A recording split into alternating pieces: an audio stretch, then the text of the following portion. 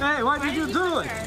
Tonight, more details in the investigation that led the suspect in the street shove attack of an 87-year-old to turn herself in earlier this week. The Manhattan DA's office releasing a timeline of how they identified Lauren Pazienza, who is facing manslaughter and assault charges in the death of Barbara Gustern. But Pazienza's attorney continues to defend her character. She's a law-abiding citizen who has got a college education, has got a job, she's engaged, she's got a beautiful family, she's never been in trouble in her life. Prosecutors say an eyewitness to the assault who gave Gustern first aid helped identify the suspect seen in surveillance video.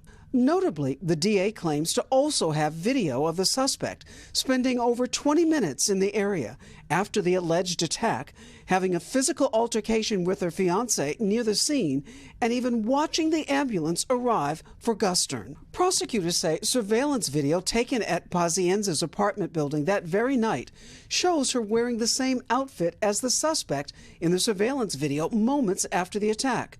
Her attorney remains doubtful. There's a video of someone who looks like my client who's across the street or in the subway, but there's no video that shows what took place. In the days following the attack, prosecutors say Pazienza deleted her entire social media presence, even taking down her wedding website, despite the ceremony coming up in June, then fleeing to her parents' house on Long Island and stashing her cell phone at her aunt's house. When detectives finally went to look for her at her parents' house, her father claimed she wasn't home, according to the DA.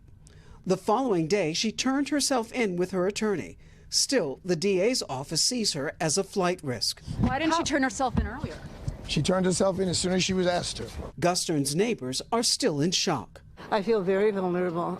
Look, I'm older, and I have a cane. New York City has seen similar cases of violence against the elderly, with the NYPD tweeting out at least 9 times looking for suspects since the year began.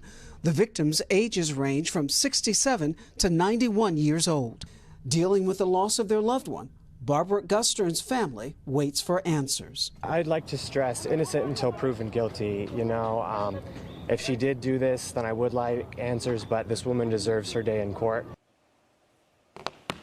Okay, very sensible answer there. Rahima Ellis joins us now from 30 Rock Live tonight. So Rahima, you know, we got some good information there in your story, but I'm curious because we heard the lawyers say they don't have any video of the actual crime being committed. So how did police jump from having a suspect to identifying her? There is a line that takes them to that. It starts with the attack happened on March 10th, and police then released the surveillance video. Following 9 days later, an anonymous tip came into police identifying the woman as Lauren Pazienza, and that then led police to her parents' home. When they got there, the parents refused to allow them to go inside of the house. The next thing they know, the police get a call from her attorney saying she wants to surrender herself to police. So now that's how we are at this point. Authorities, or her attorney is now saying that it looks like they're going to be able to put up that $500,000 cash bail in order for her to get out of jail, and she's due back in court before the end of the week. So the court case and her getting out of jail could all happen before the end of the week. Thanks for watching our YouTube channel. Follow today's top stories and breaking news by downloading the NBC News app.